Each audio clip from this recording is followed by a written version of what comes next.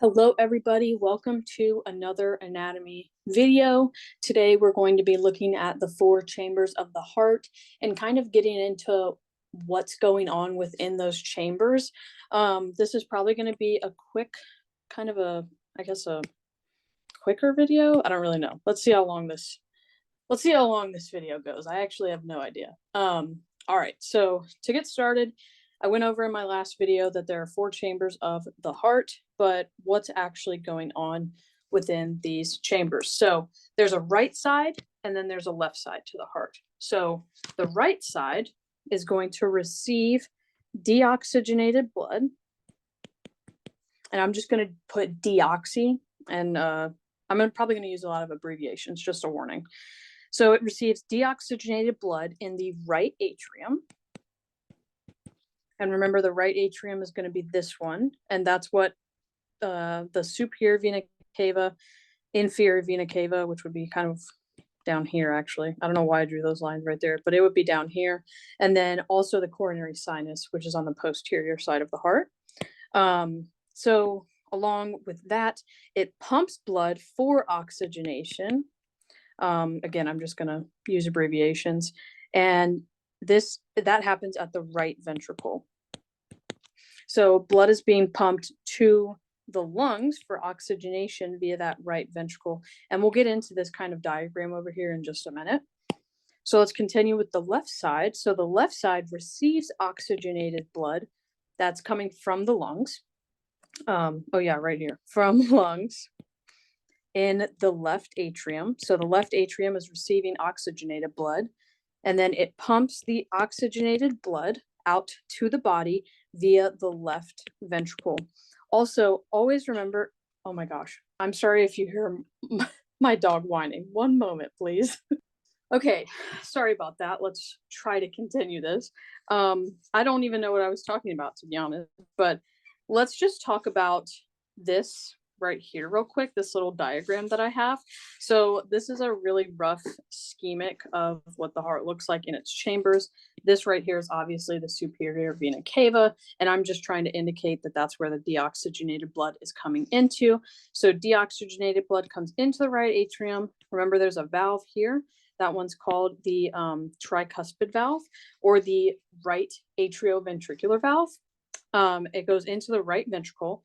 Both ventricles have some myocardium around them, thicker myocardium, and that's going to allow the blood to be pushed via the pulmonary trunk. Once again, some of these terms, if you're not familiar, I did put another video up before this one to explain some of these anatomical names and structures. So it's going to the lungs via the pulmonary trunk, and after the pulmonary trunk, it's going to go to pulmonary arteries, and the pulmonary arteries are going to take it to the lungs and for gas exchange to happen. So blood goes to lungs for gas exchange, and this happens in the alveoli.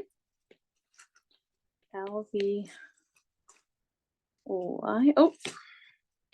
my gosh, I'm really hoping I'm spelling that right. I can be really bad with spelling sometimes.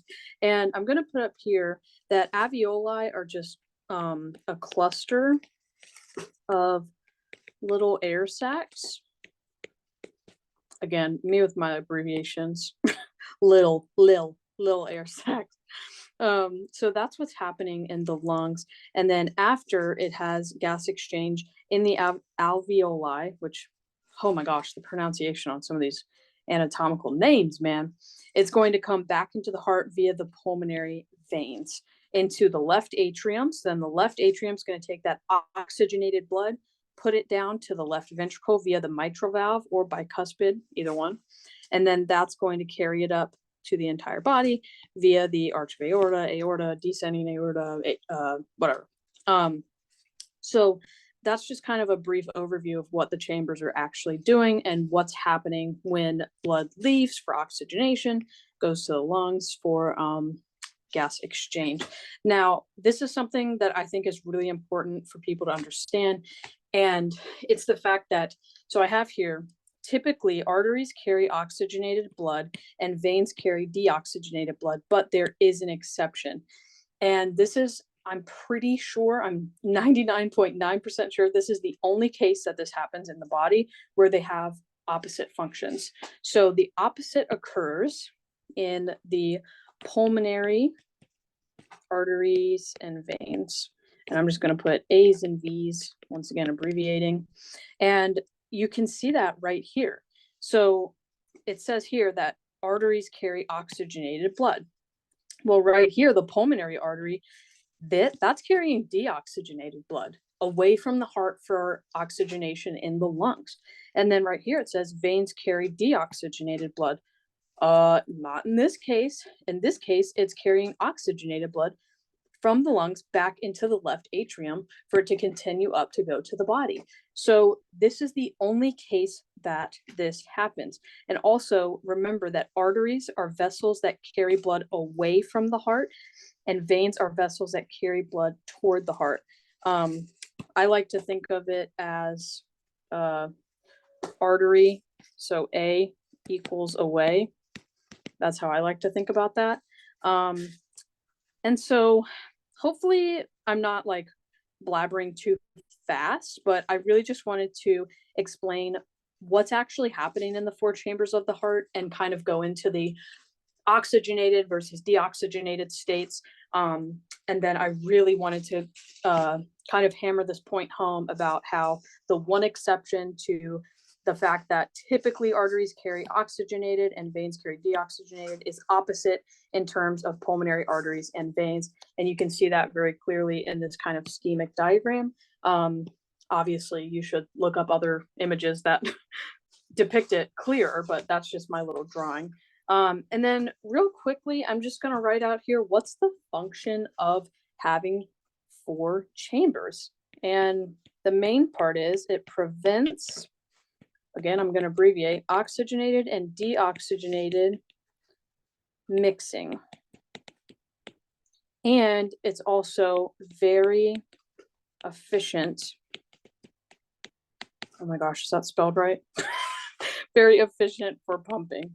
When I'm writing fast, sometimes I don't realize that I spell things wrong. I think that's how you spell efficient.